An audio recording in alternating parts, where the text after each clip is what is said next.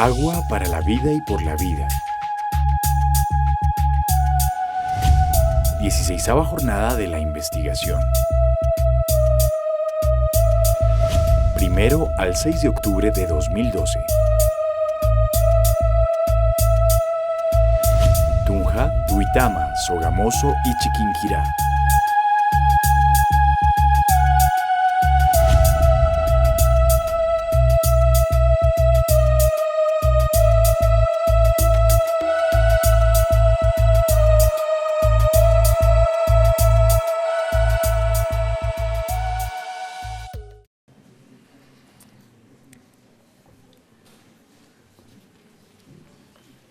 Aquí tenemos un planteamiento que me parece importante que ustedes tomen en consideración de un autor, Michel Maffesoli, El tiempo de las tribus, quien habla justamente de la pluralización de las biografías juveniles, la creación de comunidades virtuales basadas en un tiempo imaginado, que corresponde al vaivén pendular entre la tribu y la red que están experimentando las culturas juveniles.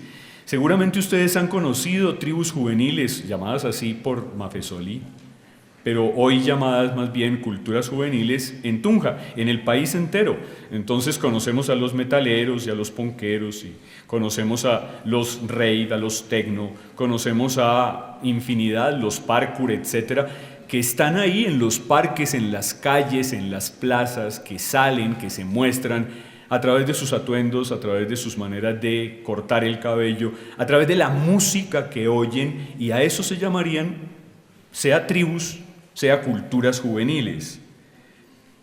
El tiempo de las tribus es el tiempo de la confluencia de comunidades emocionales, hermenéuticas, donde fluyen los afectos. Esta es una metáfora que se aplicaría entonces al modelo de sociedad entero en el que nos encontramos en la segunda mitad del siglo XX y de ahí en adelante, caracterizadas por fronteras de estilo. Cada cultura juvenil tiene su propio estilo, su propia manera de vestirse, su propia música, su propio lenguaje, sus propios sitios de encuentro, sus jerarquías internas, sus oposiciones frente a los demás.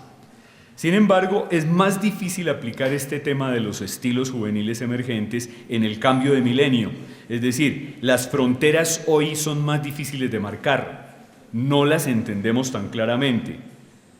Hay más hibridaciones, hay más conexiones. En la sociedad informacional, lo que está sucediendo es más relaciones en red,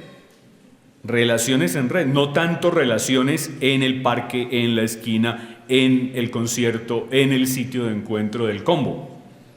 La metáfora de la red está expresando la hegemonía de los flujos en la sociedad en la que nos encontramos. Se identifica la juventud entonces como un sector con gran peso en la malla de relaciones sociales. Estamos experimentando el tránsito fundamental de concepciones de tiempo, del paso de ese tiempo del reloj de arena al reloj analógico y hoy al reloj digital, es decir, a otras formas de relación en donde el tiempo no solamente cambia en términos de formas del reloj, obviamente, lo que ha cambiado es el modelo entero de concepción de la relación con el otro, el consumo de bienes audiovisuales, el mercado en el cual cada uno entra y del cual hace parte. Y por supuesto, a partir de ahí, estas otras concepciones que, por ejemplo, marca en este otro libro que recomiendo leer, de Jóvenes, Bandas y Tribus, el profesor Carles Feixa, en donde se nos dice con toda claridad que por primera vez los jóvenes hoy no están en una posición subalterna, por vez primera, no están en una posición subalterna, son agentes. Tienen iniciativas, piensan por sus propios medios, deciden, saben qué quieren y construyen a partir de esa manera de pensar modelos de sociedad en los cuales caben opciones múltiples, digamos, otras formas de vida son posibles. Si habláramos como el Foro Social Mundial, otras formas de libertad existen. Otras formas de vestirse, otras formas de encontrarse, otras formas de rumbear, otras formas de pensar, otras formas de conocer el mundo. Y eso para los investigadores es fundamental. El mundo se puede conocer de otro modo. La escuela es una opción, no es la única. No es la única. Existe Don Google, que lo sabe todo. Existen las redes. Existe la inteligencia colectiva. Ojo con esa palabra que es muy importante. Existe la inteligencia colectiva, que es construcción de todos. La Wikipedia es eso. Es construcción colectiva de conocimiento. La Wikipedia tiene, ustedes la consultan permanentemente, me imagino, artículos no firmados por autor. No es de propiedad de nadie, es de todos. Cualquiera puede entrar, cualquiera puede aportar, cualquiera puede corregir lo que está escrito en la Wikipedia, a diferencia de la Enciclopedia Británica, que salió por última vez en papel el año pasado. No volverá a salir. Pero la Enciclopedia Británica era firmada por autores. Firmada por autores, expertos. Cada artículo firmado. La Wikipedia no, es inteligencia colectiva. Así como existe la Wikipedia, existen las wikis de todo orden. También hay las wikinovelas, construcción colectiva. Yo pongo la primera frase, tú pones la segunda, el que sigue la tercera y así sucesivamente, hasta construir un relato de muchos en donde todos los que quieran pueden entrar y cambiar, añadir, participar. Es decir, estamos hablando de construcciones colaborativas. Eso es muy importante en términos de lo que significa la condición juvenil contemporánea. Entonces, la pregunta que yo formularía en esta segunda entrada es: ¿de qué sujeto estamos hablando? Hay quienes dicen que se trata de jóvenes digitales. Tal vez tendríamos que hablar de todas estas diversas acepciones que tenemos hoy. Estamos hablando de agentes culturales, usuarios de los medios, nativos digitales, autores, creadores, productores, multitudes inteligentes, prosumidores. Todas estas sirven para entender algo, pero no hay un acuerdo acerca del sujeto del que estamos hablando. No lo tenemos claro. No lo tenemos claro. Pues a mí me parece que es muy importante referirnos a estas nuevas generaciones de sujetos contemporáneos, sujetos que hoy son sujetos de otra manera. Fíjense que la palabra sujeto tiene una etimología muy importante y significativa. Hablar de alguien que está sujeto es alguien que está amarrado, ¿cierto? En términos de Foucault es eso, estar ligado, estar atado. Pero de lo que estamos hablando hoy en nuestro concepto de sujeto está atravesando cambios significativos en el contexto de las sociedades contemporáneas, que están orientadas fundamentalmente hacia el consumo. Desde los años 40 del siglo pasado, ustedes no estaban ahí, pero desde los años 40 del siglo pasado, en particular en Norteamérica, estamos hablando de consumidores. Nuestros padres y nuestros abuelos fueron básicamente productores, obreros, empleados. Hoy estamos en otro tipo de sociedad, una sociedad de consumidores, y tendríamos que hablar más bien de prosumidores, sujetos que producen y consumen a la vez.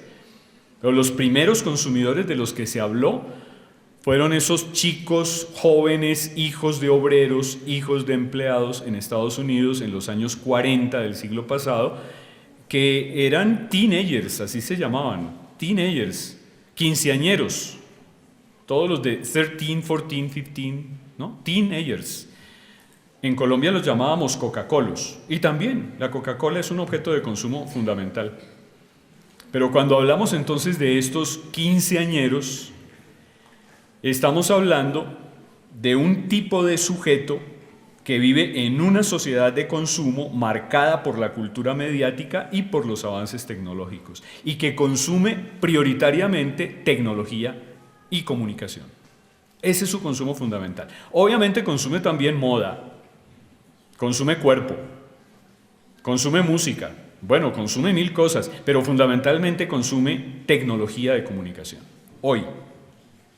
El Internet, la música, las pantallas son polos alrededor de los cuales hoy se articulan identidades, lógicas, comportamientos, formas de vida social, valores, estilos, maneras de pensar, formas de vida.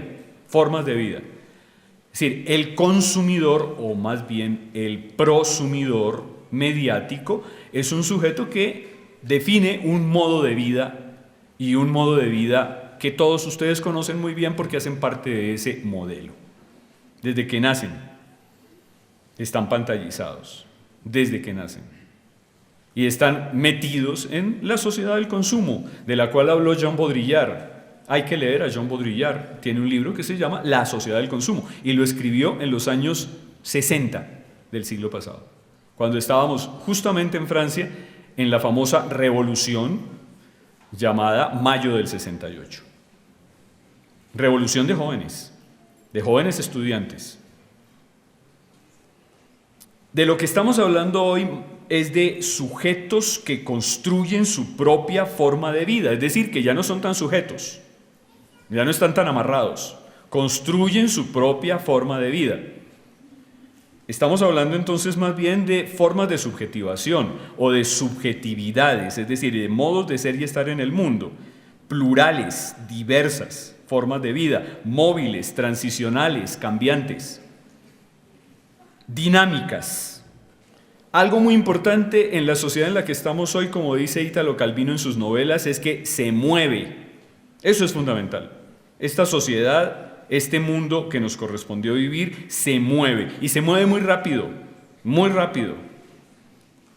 Y el movimiento que tiene va en el sentido de la construcción de otras formas de vida, otros géneros, los derechos de los LGTBI, es decir, de otras opciones sexuales. Eso es algo que hace 20 años era impensable, estaban proscritos.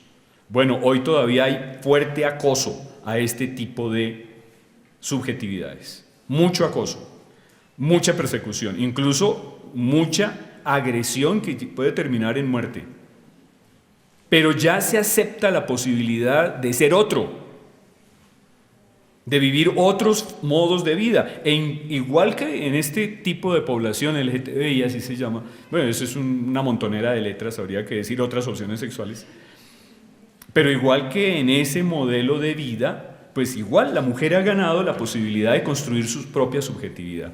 Y aquí en la universidad hay letreros que yo he leído pasando ahora, en donde dice, mi cuerpo es mío, soy soberano, decido por lo que yo quiero, cuándo, con quién, para qué. Entonces ahí hay unas subjetividades que construyen relaciones a partir de cuerpo, a partir de opción sexual, a partir de la posición de género. Eso es algo importante, es un cambio que queda marcado cuando hablamos de otro tipo de sujeto. El tema de género es fundamental, pero no es el único. Lo que estamos en este momento viendo en términos de subjetividad es un nuevo sujeto con mutaciones profundas en la producción de sí, en otras formas de consolidar su propia experiencia, otros modos de tematizar el mundo, otros regímenes de constitución del yo, otras maneras de relacionarse con los demás, y todo lo anterior mediado por la tecnología. Es decir, ¿en dónde aprendimos eso? ¿Quién empezó a decirlo?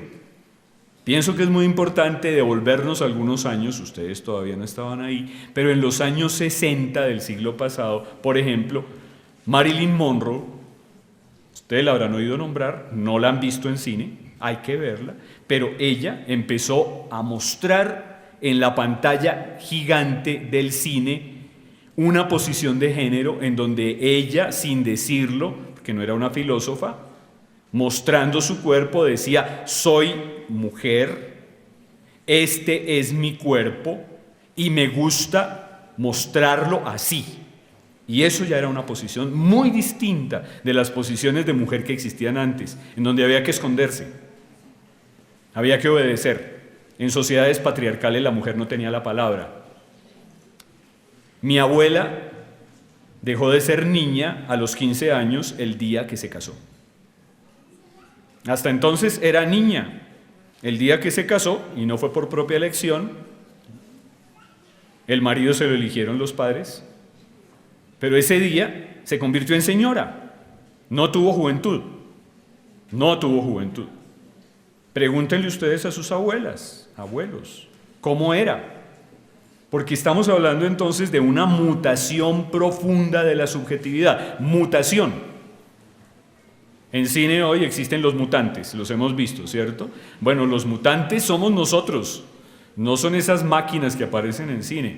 Es la mutación aplicada a posición de género, posiciones relacionadas con el tema ambiental, posiciones relacionadas con etnia, todas aquellas que tienen una potencia cultural, han mutado, somos otro tipo de sujetos. Y todo eso está atravesado por tecnologías. Insisto, Marilyn Monroe le enseñó a las mujeres del siglo XX que existía otra forma de ser mujer. Elvis Presley, que fue un rockero norteamericano, ustedes lo han visto tal vez en cine, ya es muy viejo para que sea hoy importante. Hay norteamericanos que lo siguen oyendo fanáticamente, pero Elvis Presley fue un blanco con cuerpo de negro, porque se movía como negro, y le enseñó a través del cine y la música que hizo a la sociedad entera que él podía tener opciones de cuerpo diferentes. Cuando en el siglo XX aparece la píldora anticonceptiva, aparecen otras opciones sexuales. Cuando en el siglo XX aparece en la vida de la gente la posibilidad de consumo de sustancias psicoactivas, como en Woodstock, como en general en California, aparece la opción de tener formas de conciencia alterada, que no existía en la forma en que socialmente existe hoy, más que en comunidades primitivas o indígenas, como las llamaban entonces. Pero era de pequeñas sociedades o grupos. Hoy es genérico, amplio. Hablando con el señor conductor que me trajo de Bogotá hace un momento, él me decía, pues en los parques de Tunja, cuando llegan las barras bravas, uno no entiende cómo a las 8 de la noche están sin camisa bailando. Uno no entiende. ¿Será simplemente que no les da frío o que tienen formas alteradas de conciencia? Es decir, otras subjetividades. Estas mutaciones producen entonces las posibilidades de entender que los nativos digitales, estos a los que estamos haciendo alusión allí, los nativos digitales, nombrados así por Prensky, son los que nacieron con la red, es decir, los hijos de Internet, los que nacieron después de 1991, probablemente en este auditorio una buena cantidad de los participantes son nativos digitales, nacieron con Internet y por lo tanto piensan en términos muy distintos a quienes no nacimos con Internet. Yo no nací con Internet. Mi infancia fue en un pueblo en el que no había luz eléctrica y era a 40 kilómetros de Bogotá. Pero no había luz eléctrica, yo estudié mi primaria con vela. Eso es algo que a ustedes no les pasó. Entonces, cuando un niño nace en un mundo con Internet, con conexiones electrónicas, con información permanente, etc., estamos hablando de un nativo digital que establece otro tipo de relación con los que viven en el mismo planeta, tiene otras formas de pensar, sentir, actuar, es un autor productor, y eso es lo que hace, por ejemplo, en el Face, se produce a sí mismo, es parte de una multitud inteligente formada de singularidades capaces de interactuar conjuntamente con otros, aunque no se conozcan entre sí. Y todo este conjunto de elementos me parece que es fundamental para poder entonces afirmar lo que viene a continuación.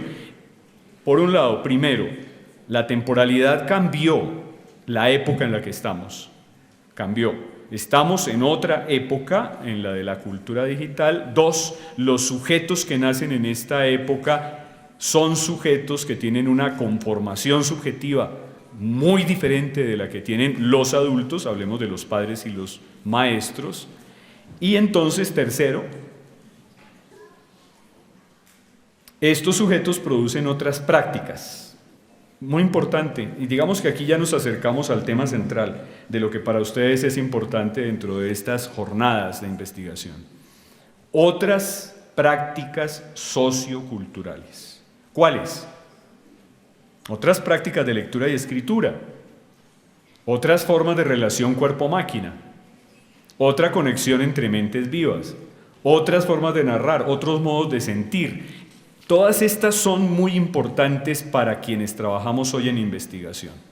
Aunque nuestro tema no sean las nuevas tecnologías, no importa. La investigación social, la investigación científica, la investigación que se hace hoy debe partir de esta mirada a las nuevas prácticas, sobre todo de lectura y escritura.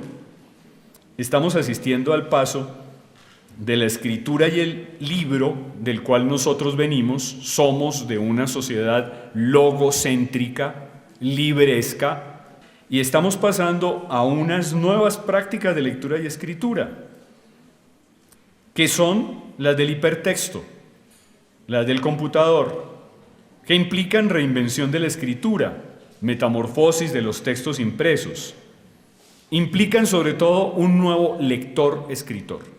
Un nuevo lector-escritor. El asunto de fondo es cómo un lector de libros o de palabras o de textos escritos se transforma en un lector-autor. Hay muchos que dicen que no es tan cierto, que se estén transformando en autores, pero depende de lo que entendamos por autor. Lo que estamos diciendo es que este lenguaje nuevo está produciendo otras formas de percepción que pueden ser más pobres en muchos casos. Esta pobreza de las que yo hablé hace un momento cuando les decía todo se reduce a 160 caracteres, todo se reduce a caritas felices, etc. Eso es un empobrecimiento del lenguaje, pero al mismo tiempo que produce o puede producir mentes superficiales, igualmente, en segundo lugar, está produciendo sistemas interactivos de comunicación. Estamos en otro modelo de comunicación. Sistemas interactivos de comunicación. Está creándose una continuidad que no conocíamos entre cuerpo y máquina, que ayudan a reforzar la red de conexiones, mediante la cual se expande todo nuestro sistema nervioso. Hay que leer a Marshall McLuhan, si ustedes no lo han visto o leído antes, en un libro que publicó también en 1964, se llama Comprender los medios. Él habla de la ecología de la comunicación. Ecología de la comunicación. Todos nuestros sistemas orgánicos, en particular nerviosos, neuronales, están conectados a todas esas formas mediáticas de comunicación en las que nos encontramos. Entonces, bueno, yo estuve conectado durante muy largo tiempo de mi infancia y juventud a la radio, a la televisión, a la prensa, es decir, a los medios llamados masivos, medios masivos de comunicación. Hoy, después de Internet, estamos hablando de otros medios que no son masivos, que no son de uno que habla a muchos que escuchan o que leen o que ven, como en el caso de los medios masivos. Estamos hoy en medios en donde hay relación de muchos con muchos. Y eso cambia todo. Medios interactivos, muchos conectados con muchos permanentemente, en donde esos muchos son todos sujetos que producen. No solo leen lo que otros produjeron, no solo oyen lo que otros dicen, no solo ven lo que otros producen en términos de televisión. Nuestro sistema central nervioso, más allá de nuestro cuerpo, está hoy conectado a las redes neuronales de la tecnología, porque también son neuronales. Entonces, el computador y la red son una extensión de nuestra mente que produce el lenguaje, que son extensiones de nuestro cerebro. Yo diría, un nativo digital tiene otro sistema neuronal, tiene otras conexiones entre sus neuronas, de otra velocidad diferente. Jugar hoy juegos con maquinitas, ya no con las maquinitas viejas del Nintendo, etcétera, sino con las nuevas maquinitas de Wii y de Kinect, permite que el sobrino de 6 años le diga a uno: tío, eres un lento. Y es cierto, soy un lento, pues decir, cuando él ya va en el quinto castillo, etcétera, yo todavía no sé cuál es mi marcianito. Así es que mi cerebro no funciona igual. Estamos entonces hablando de interactividad, tendríamos que hablar de conectividad, de cultura mediática, de técnica, de otras formas de narrar, de todos estos elementos. Efectivamente, contar historias hoy es distinto, porque es mediante fotografía. Si ustedes han ido a fiestas de jóvenes recientemente, se darán cuenta que todos en sus fiestas toman fotos. Y esa es una forma de narrar. Es decir, uno va a una fiesta o a un paseo y si no hace fotos, pues terrible, está en la inmunda, no sabe dónde estuvo, qué pasó. Entonces, ¿y para qué toman las fotos? Para subirlas de inmediato a la red y poder compartirlas. De modo que todos vean que yo estuve, con quién estuve, cómo estaba vestido, qué gesto hice, etc. Esas son nuevas formas de narrar. Formas de narrar que producen entonces un relato mágico y mucho más real, una revolución de transmisión electrónica de textos. Inaugura también otra forma de leer, instantánea, espectacular, elaborada a partir de un mundo audiovisual. Estamos hablando entonces ya no del Homo sapiens, que yo soy, sino del Homo ludens, del Homo videns, que son ustedes. El Homo videns es alguien que piensa con los ojos y con los oídos, un sujeto audiovisual. Muy importante entender que este sujeto que produce otras formas de comunicación y de conocimiento es un sujeto que está amarrado también a las formas del biopoder. Y entramos al último tema. Creo que la idea es poder conversar, no solamente hacer entonces una presentación. Y este último tema, pues en relación con análisis mucho más recientes, me lleva a afirmar que la multiplicación de opciones mediáticas, de oportunidades que han encontrado niños y jóvenes al ingresar en géneros no infantiles mediante el zapping, cuando están viendo televisión saltan todo el tiempo de un canal a otro, cuando están en la pantalla de computador todo el tiempo hacen links a otras páginas, todo el tiempo están pues conectados a la música, conectados a las imágenes, conectados al computador y a los hipertextos, etc. Esos son sujetos multitarea, capaces de explorar narrativas, ficciones y géneros no lineales, no predecibles. La primera idea muy importante es, son sujetos multitarea. Los adultos no lo somos. Difícilmente podemos caminar y masticar chicle al mismo tiempo. Pero estos son sujetos multitarea, excelentes jugadores, en un mundo en el que existe Pokémon, Cartoon, Harry Potter, Death Note, etc., en donde hay infinidad de saberes, de grupos, de comunidades que permiten comparar sistemas de valores, interpretaciones, espacios de convergencia transmediática. Es decir, Harry Potter no es solo libro, el libro o los libros de la saga. Harry Potter es videojuegos, películas. Muchos han leído Harry Potter en el cine, no en los libros. Pero hoy es un mundo amplísimo, grandísimo, de jugadores. Insisto, esta es la segunda idea. Son jugadores, son lúdicos. En una clase nunca sucede que haya juego. En una clase hay que estar tieso, quieto y escuchando. Estos sujetos son jugadores. Se divierten y quieren divertirse. Razón por la cual es muy difícil poder hablar entre un sapiens y un videns. Hay cortocircuito. Tercero, son sujetos de enunciación exigentes, capaces de producir su propio aparato simbólico en el contexto de prácticas comunicacionales complejas. Cuando un niño o joven ha visto hoy series de televisión hipercomplejas, como Doctor House, como CSI, como muchas que ustedes están viendo actualmente, piensa distinto, es muy exigente, porque ya no se aguanta una serie de televisión en donde todo es plano en donde no hay más que 3 actores, en donde las cosas ya se pueden entender desde el comienzo qué va a pasar, pero una serie hipercompleja con más de 20 historias distintas de protagonistas en el tiempo presente, pasado y futuro alternando, con infinidad de acciones dramáticas que me remiten a esa complejidad del hipertexto. Es muy difícil pasarse de eso a un relato simple y lineal. La televisión para niños que se ha hecho en Colombia ha sido tradicionalmente para niños idiotas. Para niños que no tienen esa capacidad de complejidad que tienen hoy los que ven televisión internacional, de canales satelitales. Cuarto, estos sujetos son capaces de pensar como adultos, es decir, de usar competencias transmediáticas, hiperficcionales, multisensoriales, que modifican su percepción social acerca de todo, acerca de formas de hablar, pensar, actuar, habitar el mundo, acerca de lo que está permitido y lo que no está permitido, lo prohibido.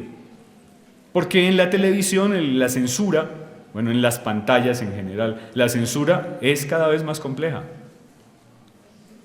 Quinto, son sujetos de una sensorialidad aguda, estimulada por los lenguajes audiovisuales, muy evolucionados, por un tipo de dinamismo, de intuición, de capacidad de síntesis, de afectividad, de discernimiento, por lo tanto, de poder de composición figurativa y narrativa. Miren, no sé si ustedes recuerdan, seguramente lo van a recordar, una serie de televisión que inauguró muchas de estas cosas que se llamaba Supercampeones. ¿La recuerdan? Pues Supercampeones era una historia en la que se narraba un partido de fútbol, en donde cada gol podía durar una semana. Bueno, pero se veía en cámara lenta lo que sucedía en el entrenador, en el portero, en el jugador, hasta el balón hablaba. Todo era, digamos, historias que se contaban desde puntos de vista distintos, lentamente, desde posiciones interiores y subjetivas. Es decir, había otra forma de narrar que no se conocía. Las historias para niños de Walt Disney, Campanita y compañía, pues no eran así, eran lineales. Todo era previsible, los personajes eran buenos o malos.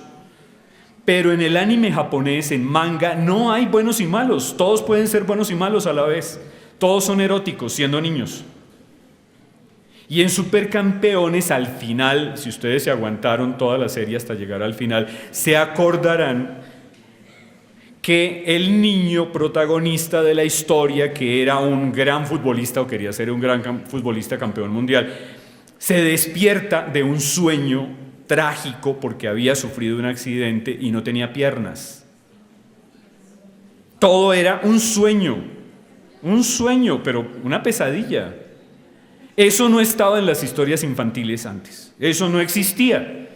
Las historias infantiles eran rosa, con un final feliz, siempre con un final feliz. Y tenían que hablar en lenguaje infantil. Supercampeones es para niños, pero no para niños tontos, para niños evolucionados del siglo XX, XXI, en donde piensan el dolor, en donde incluyen el drama, en donde incorporan todo esto de lo que estamos en este momento nombrando, hipermedializado, hipertextualizado, en relatos en los cuales la vida transcurre como en la calle, como sucede realmente.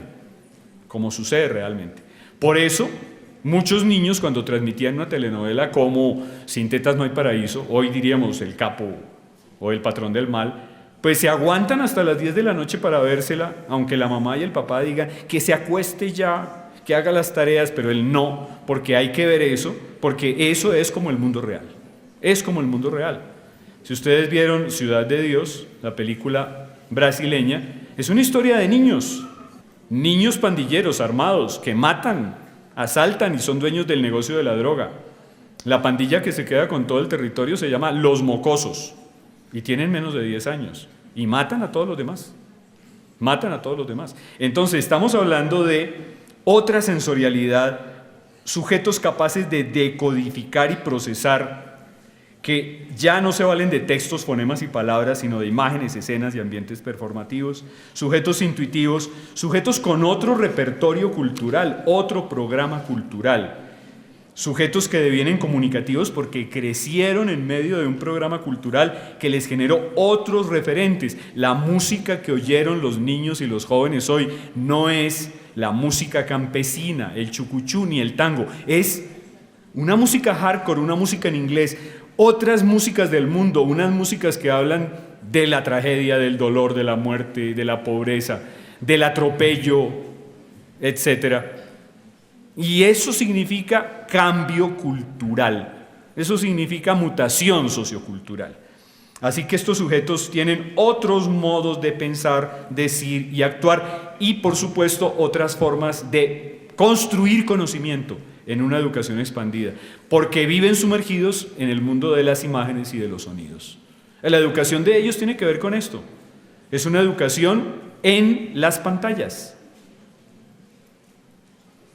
Son capaces de decir cosas a través de escrituras hipertextuales, son capaces de expresar sentimientos y emociones, son capaces de expresar ideas y puntos de vista, promoviendo reacciones, diálogos, controversias en la red, en los grupos de los que hacen parte, son capaces de hacer composiciones visuales, hipertextuales, hipermediales, para invitar a pensar a otros, tienen una racionalidad interactiva, tienen una inteligencia colectiva, hay que decirlo con toda claridad, su subjetividad les ha permitido construir otro modelo de conocimiento. Y esta educación de la que estamos hablando puede suceder en cualquier momento y en cualquier lugar. Esto es lo más interesante. Es decir, ya no se trata de una educación que se limita al aula, al espacio sagrado del maestro. Es una educación que se ejerce como hecho social, político y cultural.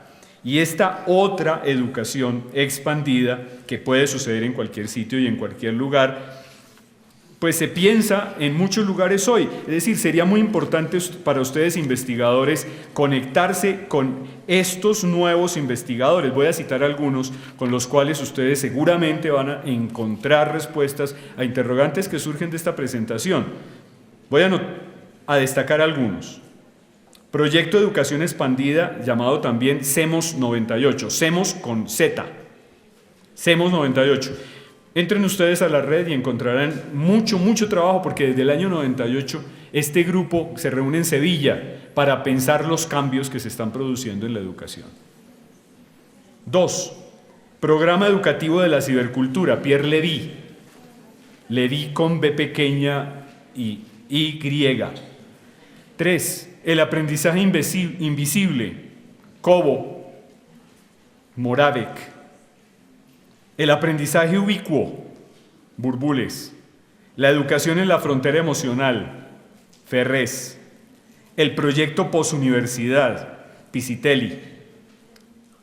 Pantallas y transmediaciones, Orozco. Simulaciones digitales y educación, Scolari. Videojuegos y educación, Lacaze. Bueno, hay una infinidad de nuevas formas de investigar la educación y de pensar todo esto de lo que estamos hablando, otra forma de educación. Quiero terminar dentro de este planteamiento hablando de este último asunto, que serían otras convergencias en educación. Es decir, cuando hablamos de convergencias, estoy hablando de no solamente las convergencias de carácter tecnológico, que hoy están claras en los aparatos que usamos, celulares que al mismo tiempo sirven para hacer fotos, para hacer videos, para guardar música, para transportar toda la información, para tener internet, para tener toda la relación de la información en la nube, etcétera, etcétera, convergencias. Antes cada uno de los anteriores estaba en un aparato distinto, había que tener una grabadora de sonido, había que tener un aparato de televisión separado para ver las imágenes, etcétera. Y de lo que estamos hablando hoy es de convergencias, pero sobre todo de estas que están en la pantalla, no solo de convergencias tecnológicas, también económicas, también de otro orden, pero la que me interesa subrayar aquí son convergencia entre cultura popular, escolar y digital. Esta es muy importante.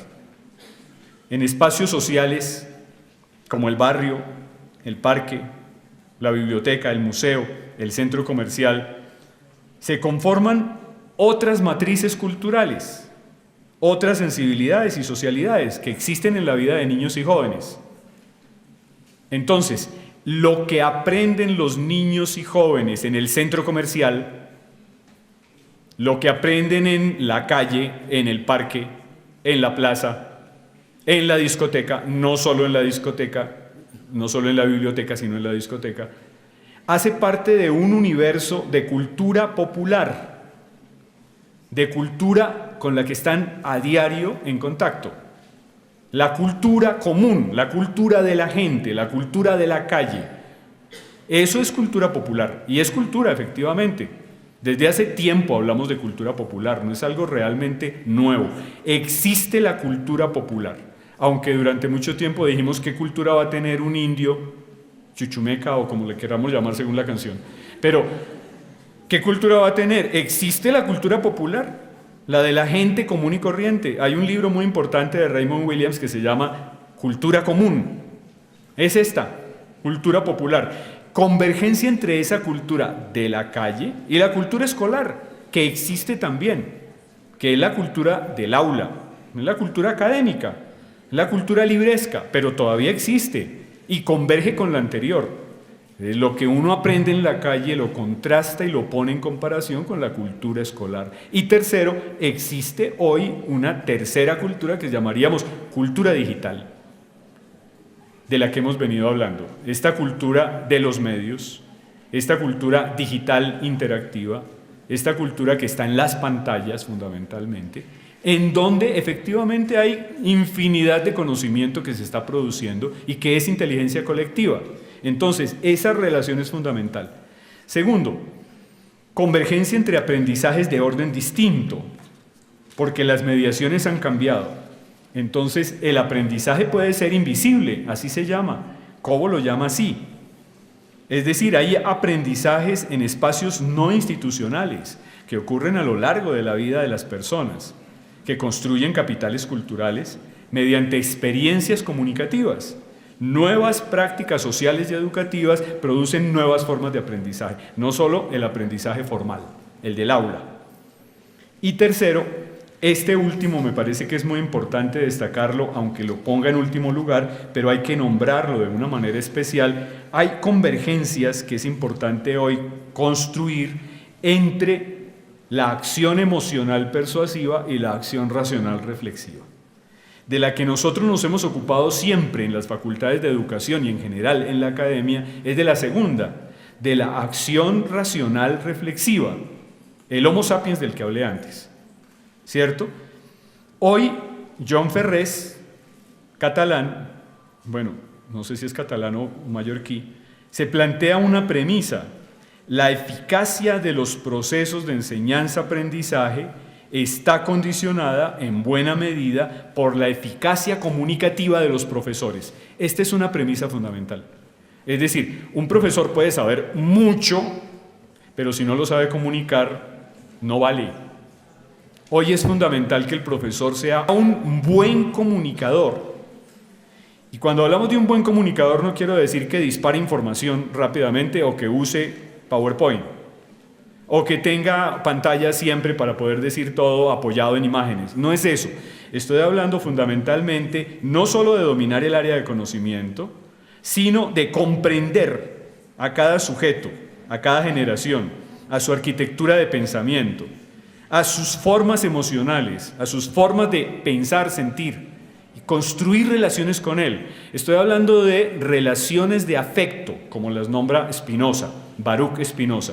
Un maestro hoy tiene que ser un sujeto capaz de producir relaciones emocionales, afectivas con el conocimiento. No hace mucho, 2 meses, estuve aquí en la UPTC con bibliotecarios, no solo de esta universidad, sino de la UPTC, otras regionales, y otros bibliotecarios de todo Boyacá, y hablábamos en la biblioteca de lo que significa la biblioteca en la vida universitaria. ¿Qué es la biblioteca? ¿Y por qué no van los estudiantes ni los profesores a la biblioteca? Porque yo fui y estaba vacía, muy solitaria. Están en las cafeterías, están en las plazoletas, están en los sitios en donde pueden encontrarse y en donde hay redes Wi-Fi y pueden conectarse a internet. Entonces yo preguntaba, ¿y por qué no están aquí? Por eso, pues porque el contacto emocional con un espacio como la biblioteca es fundamental. Tiene que ser un espacio amable, tiene que ser un espacio en donde uno se sienta bien, incluso en donde uno pueda conversar, porque si se queda callado durante horas, pues se aburre. El mundo hoy es de comunicación permanente, un espacio en el que debería haber música, en el que debería haber muchas imágenes y no solamente libros. Un espacio que no fuera un depósito de libros, sino un espacio de construcción colectiva de conocimiento. Y todo eso habla de esa conversión entre lo emocional persuasivo y lo racional reflexivo. Creo que con esto debería terminar. Un profesor comunicador debe ser capaz de integrar con criterio las emociones a la pedagogía. Y esto significa que el profesor debe incentivar el deseo, el descubrir el placer de las actividades que implican o requieren esfuerzo y dedicación, y transformar el deseo en conocimiento. La idea entonces en el fondo es, también un investigador hoy debe involucrar dentro de su proyecto de trabajo investigativo este campo, el campo de la emoción, el campo del afecto, el campo del deseo. Es decir, un investigador tiene que ser alguien enamorado de la investigación. Y ese enamorarse de la investigación significa tener acceso a esta relación que no se ha construido en la escuela, pero que nosotros tenemos que construir. Bueno, muchas gracias y quedamos entonces ahora para una conversación.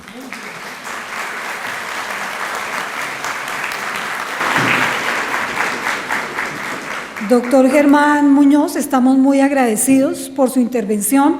Es una intervención que nos ha llevado al análisis y la reflexión acerca de las diferentes situaciones que estamos viviendo en esta era digital, donde nosotros ya los mayorcitos nos sentimos un poco analfabetas a veces. De igual forma, les estamos comunicando y les estamos enviando un caluroso y afectuoso saludo a los coordinadores, docentes y estudiantes que nos acompañan en esta transmisión simultánea en CREADS como Duitama, Samacá, Barbosa, Garagoa, Sogamoso, Chiquinquirá, Acacías, Yopal, entre otros. Y en este momento vamos a pedirle el favor al doctor Germán Muñoz que nos haga el favor de colaborarnos con algunas preguntas que tenemos tanto aquí con el público presente como en los diferentes CREAD. La primera pregunta que surge aquí del público asistente es la siguiente. Doctor, ¿hacia dónde debe ir enfocada la educación de los niños y jóvenes en la era de la tecnología, cuando el leer está fuera de sus ideas, y cómo debemos encaminar hacia un conocimiento productivo sin descartar lo social con lo tradicional? Vamos una por una, ¿cierto? Sí, señor. Bueno, yo diría, en primer lugar, no veo que sea tan cierto la idea de que los niños y los jóvenes hoy no leen. Yo pienso que leen mucho. Leen de otro modo, leen otros medios, leen otros soportes, pero leen.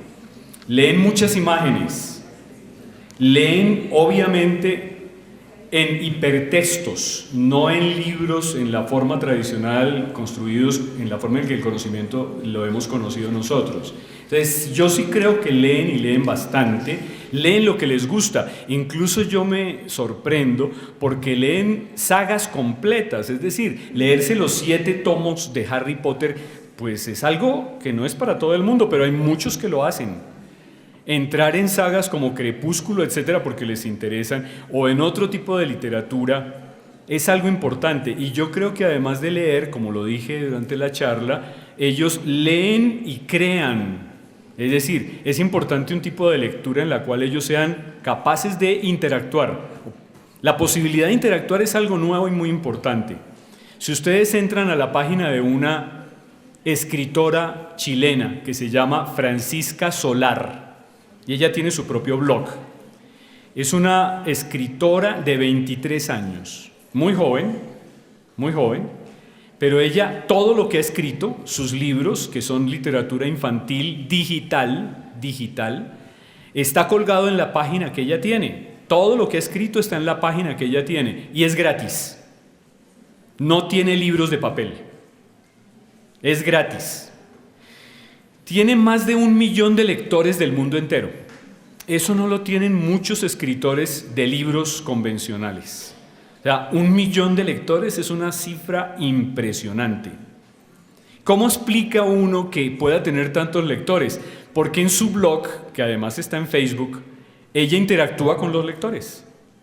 Interactúa, es decir, chatea con ellos, habla con ellos. ¿Cuántos de ustedes han hablado con los autores de los libros que les gusta leer? ¿Cuántos de ustedes han recibido respuesta de los grandes literatos del mundo? Difícilmente, uno nunca se conecta con ellos.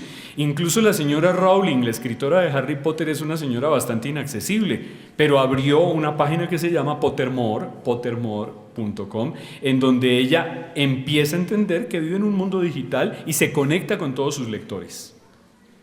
Y acaba de escribir una nueva novela para adultos, que yo no sé si va a tener éxito, porque ella fue una escritora de otro tipo de literatura.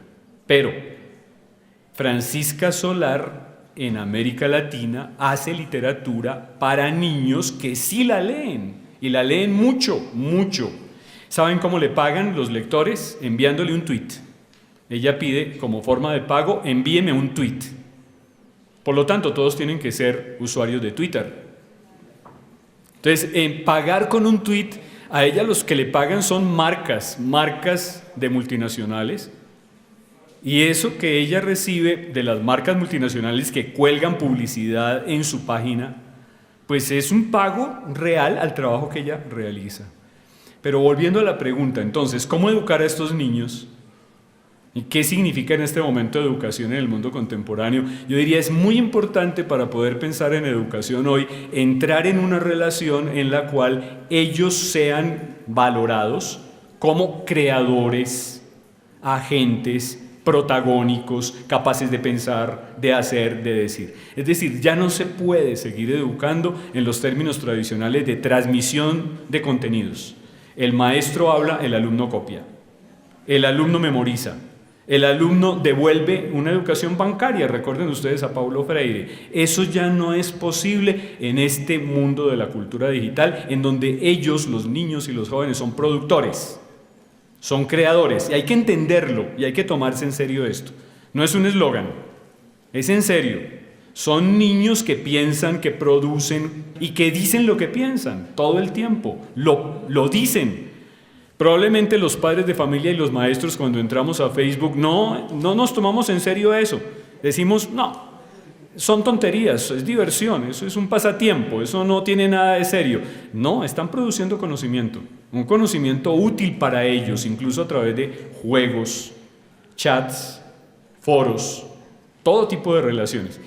Es probable que para muchos de los que preguntan de ciudades en donde no tienen una conectividad completa, en donde no tienen acceso a internet todo el tiempo, en donde, pues digamos, no tienen el computador personal, ¿no?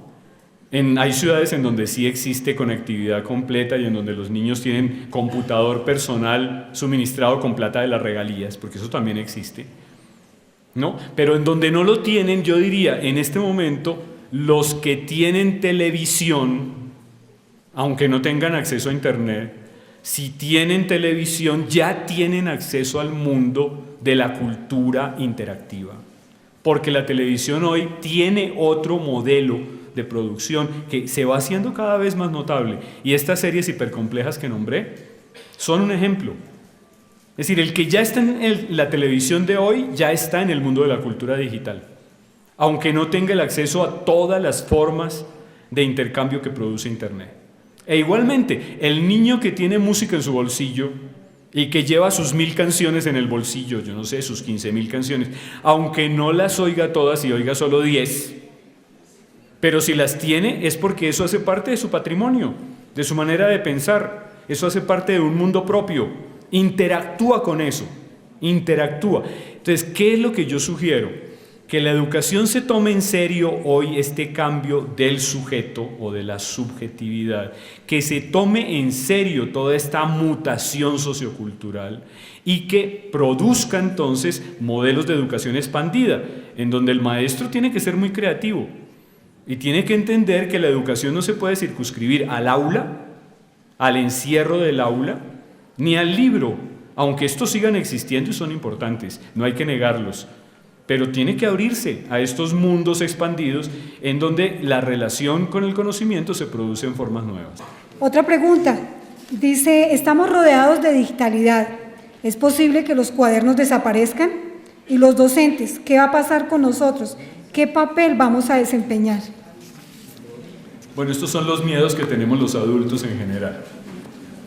tenemos miedos de que las cosas al cambiar pues nos lleven a desaparecer, a nosotros adultos, a la escuela y a todos los soportes que hemos tenido hasta ahora. Miren, el miedo que hay hoy con la aparición de la cultura digital es el mismo miedo que se produjo cuando apareció el libro. Y entonces decían, y con la aparición del libro, con Gutenberg, entonces va a desaparecer el mundo que conocemos.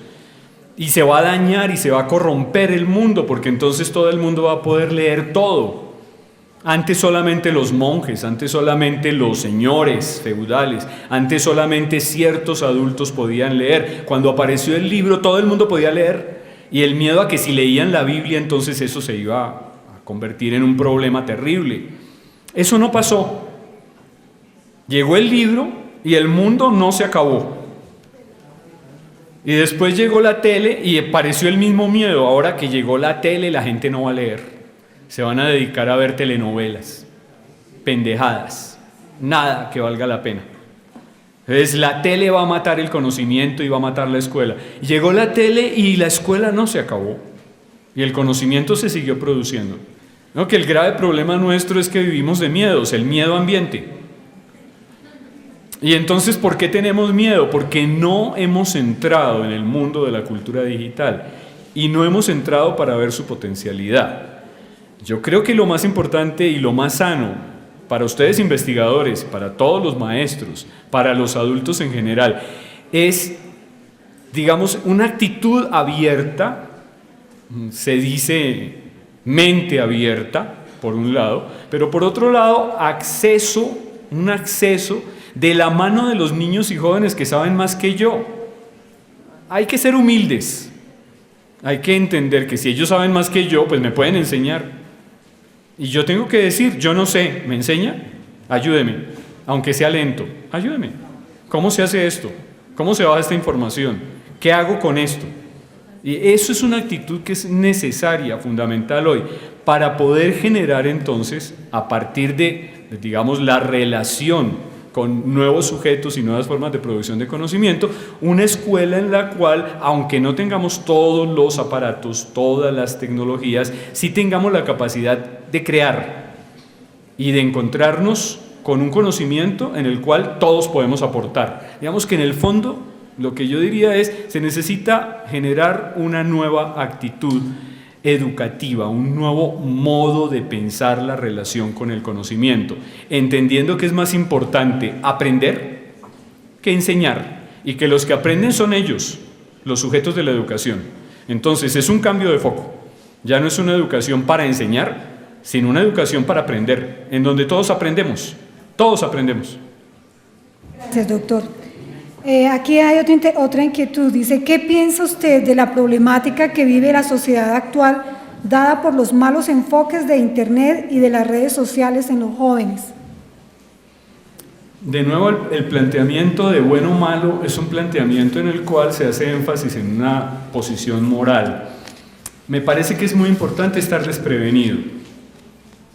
Eso significa, es verdad que en Internet hay todo lo bueno, todo lo malo, todo lo bonito, todo lo feo, todo lo verdadero, todo lo falso, todo. Internet es el mundo entero. Entonces, ¿qué hago yo? Actitudes de avestruz, me meto la cabeza debajo del piso para no ver lo que está pasando, me escondo. ¿Qué hago? Digo, lo que hay ahí es malo, o digo, lo que hay ahí es una oportunidad. Y si yo acepto que es una oportunidad para construir formas nuevas de conocimiento y de relación, aprovecho eso, aprovecho lo que hay ahí, no negando la posibilidad de que exista efectivamente algún tipo de riesgo. Eso es verdad, y vivimos en una sociedad del riesgo. Pero el riesgo que hay ahí es un riesgo que existe igual que cuando yo salgo a la calle. Digo, me puedo morir, me pueden asaltar, quién sabe qué me va a pasar, más bien me quedo en la casa. No, creo que igual entrar a Internet hay que hacerlo con una actitud desprevenida en la que yo acepto las oportunidades muy importantes que me propone, que me plantea, y al aceptarlas entonces construyo con eso algo. y lo construyo con los otros, colaborativamente, con los niños, con los jóvenes, con aquellos con los que yo trabajo, con la comunidad, con el barrio, con las madres comunitarias. Yo puedo construir ahí 1000 cosas. Es decir, yo digo que en este momento, por ejemplo, la opción que tienen las mujeres de visibilizarse, visibilizar sus problemas, sus maneras nuevas de pensar el mundo, sus derechos, es algo que está ocurriendo como nunca antes ocurrió a través de las redes sociales. Conozco barrios enteros de Medellín en donde las mujeres que siempre fueron aplastadas por la cultura patriarcal hoy tienen páginas propias de ellas, blogs, y chatean y hablan y se muestran y dicen lo que piensan en la red. En cambio en su casa no es posible hacerlo, y todo esto genera una conciencia colectiva y formas nuevas de movimientos sociales en la red.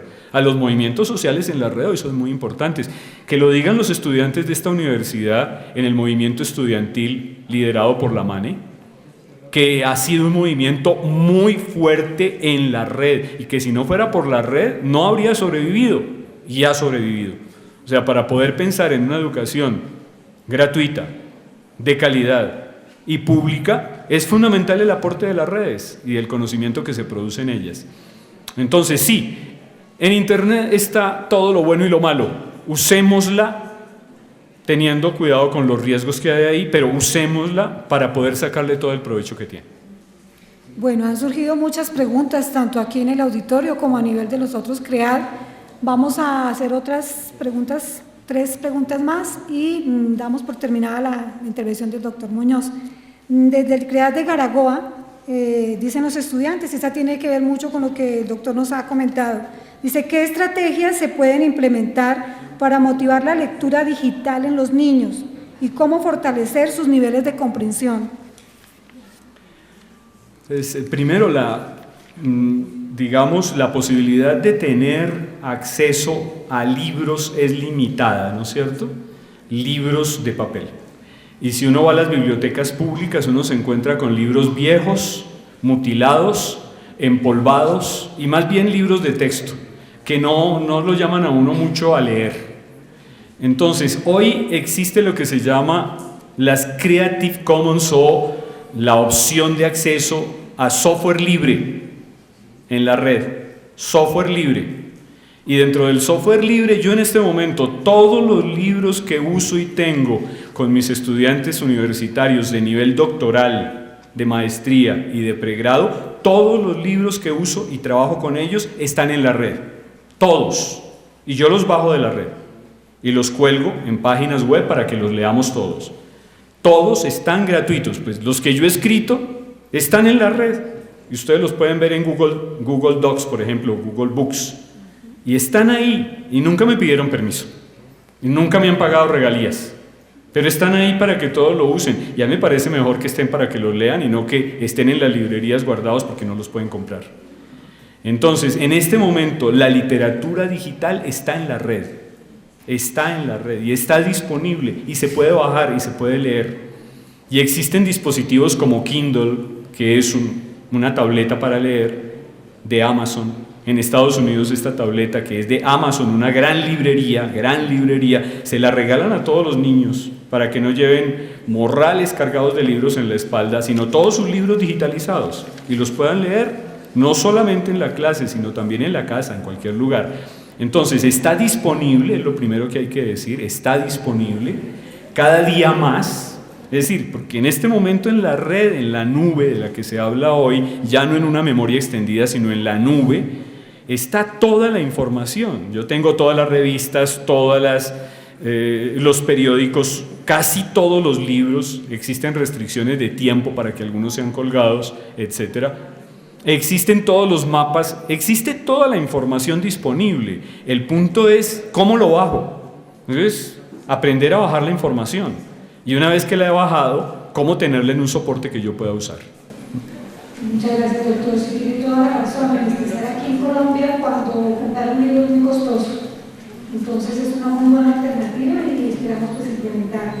Desde el CREAD de Fusagasugá hay otra pregunta. Dice, ¿cuál sería el perfil del docente de educación avanzada o expansiva? Un docente que tenga esas cualidades que nombraba en la última diapositiva, es decir, un docente que sea capaz de tener una relación convergente entre lo racional y lo emocional. Lo más importante para la educación expandida es que los niños y jóvenes aprendan a formular preguntas, no tanto a buscar respuestas. Eso es fundamental, porque la información está ahí. Lo importante es que aprendan a formular preguntas, excelentes preguntas, que ellos mismos deben responder buscando la información. Pero si no son capaces de formular preguntas, sino solo de copiar y pegar, que es lo que hace la mayoría, bajar, copiar y pegar, y después eso se llama pirateo. Pero si no tienen la posibilidad al menos de formular bien las preguntas, pues no aprendieron nada, están copiando, y copiar pues es muy fácil en este momento.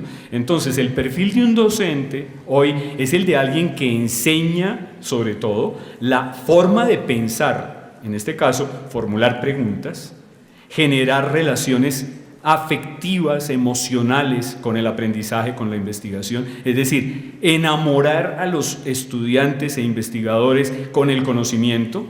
No que estén todo el tiempo, no, qué jartera, yo hoy no tengo ganas de ir, uy, qué libro tan largo que me pusieron, léase usted la primera página y usted la segunda. Entonces ahí no hay nada. Usted le hace la primera y usted la segunda, no entendieron ninguno de los dos de qué estaban hablando.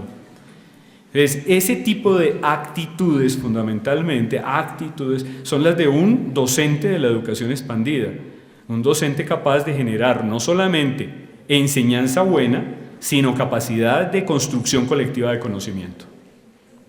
Bueno, doctor, seguimos aquí con inquietudes. Qué pena con usted, doctor, nos demoramos con dos preguntitas más. No hay ningún problema. Dice en el CREAT de Duitama, una estudiante, ¿cómo utilizar los medios digitales sin afectar el proceso de socialización del estudiante?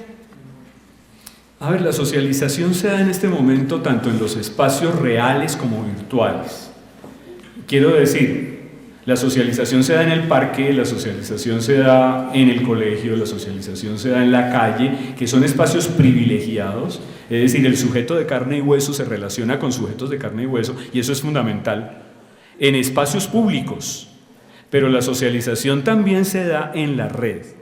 Digamos que en este momento es algo nuevo para nosotros, pero tan importante para ellos, el socializar a través del chat, el socializar a través del Messenger, el socializar a través de las mensajerías y a través de las redes. Eso es algo que nosotros no conocimos. En el momento en el que está hoy en Facebook, ¿cuántos? 1.000 millones de personas conectadas. Yo puedo socializar a través de la infinidad de grupos que hay ahí en Facebook. Es algo que yo nunca podía haber hecho cuando estudiaba en un colegio en el cual, bueno, en mi primaria no había electricidad. ¿Se imaginan ustedes? Socializar cuando yo estaba en un colegio sin electricidad era solo con los niños del patio de recreo con los cuales yo jugaba del mismo salón. Hoy es posible una socialización muy grande. Digamos que así como se habló durante mucho tiempo de fundamentalmente dos medios de socialización primaria, que son la escuela y la familia, en el orden inverso más bien, primero la familia, segundo la escuela, hoy la socialización se da fundamentalmente a través de medios de comunicación. Es decir, los niños hoy aprenden lo que es el amor, la muerte, el dolor, la vida, etcétera, a través de todo lo que la red, todo lo que las pantallas le están dando. Y eso es socialización, y es socialización primaria. ¿Dónde aprendimos cada uno de nosotros acerca de tantas cosas que sabemos si no fue a través de las pantallas durante mucho tiempo? ¿Mi papá me contó? ¿Mi profe me dijo? No, yo lo vi, yo lo escuché, yo lo supe a través de los medios. Bueno, la última pregunta, ya por tiempo, entonces dice, desde Yopal, ¿qué políticas se proyectan para orientar entornos virtuales de aprendizaje en todos los niveles y a su vez garantizar calidad, no solo en cobertura, sino en la formación del ser de cada individuo? El MINTIC, Ministerio de las Nuevas Tecnologías. Y de lo que yo he conocido, bueno, yo no pienso que sean políticas suficientes, porque cuando se propone como política desde el Ministerio de las Tecnologías tener computadores y se da como indicador de, digamos, logro de la política, tenemos en este momento más millones de computadores, hay muchas más personas que tienen computadores y acceso a la red. A mí me parece que no es suficiente. Eso no puede ser la política. Segunda política, o sea, no es tener aparatos. El problema tiene que ver con qué hacemos con esos aparatos. ¿Cuál es el proyecto pedagógico? Si yo no tengo proyecto pedagógico, aunque tenga aparatos de última generación, no hago nada. Tener aparatos es un pedacito de todo y no el más importante. El más importante es tener capacidad de construir con esos aparatos conocimiento, país, proyectos de sociedad. Y eso no lo está planteando claramente MINTIC. Está planteando, como se planteó siempre, tener aparatos. Segundo, está planteando el tema de la ciudadanía digital. Yo no sé si ustedes ya se metieron en ese tema. Cuando hablamos de la ciudadanía digital, está planteando pruebas para poder acceder a la ciudadanía digital. Y entonces le hacen exámenes a todos los maestros. ¿Sabe manejar el ratón? Entonces lo ponen a manejar el ratón. Ese tipo de cosas me parece totalmente insuficiente para después tener una cédula de ciudadanía digital. Y sin esa cédula, entonces en el futuro ya uno no podrá hacer nada en la vida. Si no tiene la cédula de ciudadanía digital, está perdido. Pero es que uno no es ciudadano digital solo por manejar el computador. La ciudadanía digital, si es que existe, a mí me parece eso pues una idea rara, sacada de la ficción, pero ¿qué será tener una ciudadanía digital? Pues el ser capaz de construir cultura digital, que es una cultura colaborativa, inteligencia colectiva, pero eso no lo están planteando en este momento en el MINTIC. Y yo creo que hay un replanteamiento necesario de políticas en este momento que afectan y que necesitan la articulación del Ministerio de las Tecnologías con el Ministerio de Comunicación, con el Ministerio de la Cultura, porque están totalmente emparentados entre sí. Muchas gracias. Doctor Germán Muñoz, muchísimas gracias por su intervención en el día de hoy.